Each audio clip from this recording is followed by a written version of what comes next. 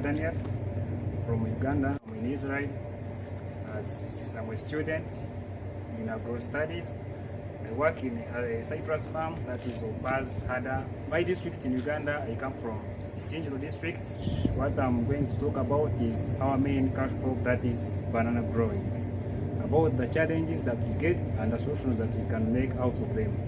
Due to the knowledge that I've got in Israel, because I've been working in agriculture, I can see how there are people that are doing it, and it has been a problem to our economy and our agriculture development in our district. Problems or the challenges that we get banana growing in Isinjiro district, because it is our main cash crop that we earn a living. One, market. But on market, I will focus on value addition. Because why do I need value addition? Like now in Israel, a farmer grows an orange or in a citrus, goes from the field, he follows it to the factory, he packs it by himself, then he sells it when it is ready for consumption. Like the fruit that was to be sold at 1 shilling, you sell it at 5 shillings. So that's what I'm talking about, value addition. Like in a banana, the bunch of banana, we sell it at 3,000, 5,000, 10,000 according to the size and weight. So if we add value at banana, like a bunch, we make wine out of it. Instead of selling that bunch at 10,000 shillings, we shall sell in a bunch, we shall get like 5 bottles of wine. And you find a bottle of wine, one bottle of wine, we sell it at 10,000 shillings. Which means, remember, we have got our 5 bottles out of one bunch. So which means we are making 50,000 shillings out of one bunch of banana. So assume a farmer, you are producing 300 bunches of bananas, and you are making wine out of those 300 bunches of bananas. How much money do you get? Instead of get 3 millions out of that, you add value and you get like 9 millions or 10 millions out of that the bunches that you harvested. So I was encouraging that we focus on value addition instead of selling the products from the field or from the garden immediately then to the market. I was encouraging, if we sell like value added products out of our agriculture, I think we can make something that we can earn a living, and we can make something that can make us grow. That's one. Then transportation is the main big challenge of our cause due to our poor roads. A checkpoint, you pay some money, you do this. Every district you pass through districts, when we are transporting our goods to Kampala, to our main city, or to Mbarara, we have to go through the different main points, and in those every checkpoint you have to pay some money.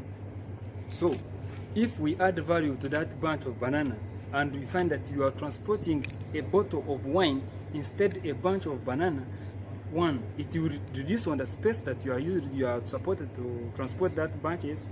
Like a lorry carrying 300 bunches and a lorry carrying 300 products made out of those 300 bunches of banana, it will have, you will need a small truck to take that wine instead of having a big truck to take those 300 bunches of banana. This is what here I mean this. One, you reduce the money to invest in the transportation, you reduce on the fuel that you use, and you get cheap market of your products. There will be shelf life. A bottle of wine can last for 1 month, and a bunch of banana, it will not spend like 1 week when it has not perished. So you see that when you add value on that banana, you have solved very many problems. Another thing was like agriculture methods of growing our bananas. You see, like this one, we have a plant here, and we have irrigation system down. In some parts of Isinjiro, we have some areas where we have drought, total drought in Uganda district. It is in a mountainous area, and you find out that we have some drought out of it. Like here, we have a plant, our banana plant here, we have our manure, and we have our irrigation system here.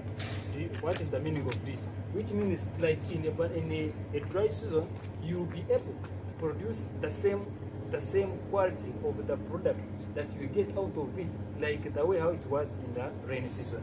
I don't know how you can get, and I know in the season we have too much water that can do it. But due to our poor agriculture methods, it has made us in dry season to sell a bunch of banana at a lower price, because we don't have what we call new methods of planting. Then another thing, we have poor breeds of plant. We use poor breeds of plant because we are not selective. When we are going in this, we have to be selective. Like, you get a breed of plant that will give you a good yield out of it. Like, you get a bunch of 30 kilograms, 50 kilograms, but you find a farmer is planting, he has a banana plantation, but he's producing cheese with 5 kilograms, and that is the total loss. That is wastage of money, wastage of resources, wastage of capital that we're investing in. You produce a bunch of banana that is 5 kilograms and you are selling it at 2,000 shillings. Now what is that? And you remember, a banana goes for 5 months to be harvested. Remember, now count that money that you have spent. 1, you have spent the land. 2, the manure that you put. 3, the marriages that you bought. 4, the time that you have been waiting for that. Out of that, the 3 months, 5 months, you are selling it at 2,000 shillings. Are you making it money? That is a total loss. So we have to be selective on what breed of plant that we are growing. If we get selective and we become selective and we get a breed of plant that will produce the thing that we really need. Like, I get a plant that will produce a bunch of 60 kilograms. Now you find you are producing a branch of 60 kilograms and you are selling it at 10,000 shillings. That is a lot of money. You are making money instead of 2,000 shillings. Then land use. You are making a banana plantation. You put beans. You put maize. You put grass. Like, there is competition in the banana plantation.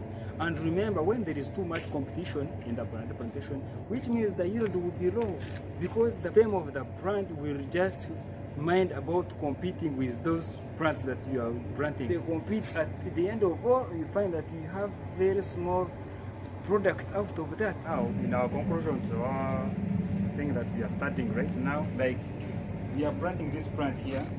Before planting this plant, remember we had our compost manure there outside. We shall get one basin of manure. We put it down. We get this topsoil from outside, not the soil that we picked out of the hole. We mix it with that manure. Then after, we put it down first. Or we can get our green manure, like you make your beans, then you cut them, then you put them down. We try our level best to provide the nutrients in that hole that we have dug, so that the plant can grow when it is healthy and strong. And if it grows when it is healthy and strong, which means that for the product, our first product from this plant, it will be 100% good. You see, but if you don't provide it with a good nutrients, which means that the first product of this plant, it will be the worst of your what? It will be worst, of which you have made a total loss out of it. And remember, in agriculture, we focus about making profit in each and everything that we are making. So the spacing of the plant to a plant, it is 3 meters by 3 meters, like of the hole. Like, when you dig a hole 3 meters where they stop, then you measure another 3 meters, then you measure 3 meters aside of the plant. So now we shall talk about manuring and mulching. How should you manure the plant? What time you need to manure? What time do you need to mulch? And where you should mulch? Like, on manuring, assume this is our plant. We shall get a stick like this. After here, then we get our manure, we put it here going upwards. Why are we not doing this? We don't want the nutrients. Remember that our plants have developed enough. They're not there. This is young, but assume that we have a developed plant that we are starting harvesting. So when we put it here, which means the leaf will stop here, the roots will come. So when we are earthing up, we start from this, then we put the manure up like 2 foot from the plant to make the plant not develop upwards, because the nutrients are up. Then the plant wants to go up. Like, when it is in the rainy season, we know that we face too much wind, then the plant will fall down. because the roots are up. It is not well established from the soil. So when we make it a distance, then the roots will be stronger. They will come from the plant to this to suck the nutrients, which means that the plant will stay down. We shall not manage the plant exact where it is. No, we shall get a distance and we put the manure in like this. Why are we doing this? We are allowing sunlight to go in the roots, and they get the vitamins that they need from the sun. And after doing this, which means that the plant will go down, because the upsoil will be hot, so the plant will be go down.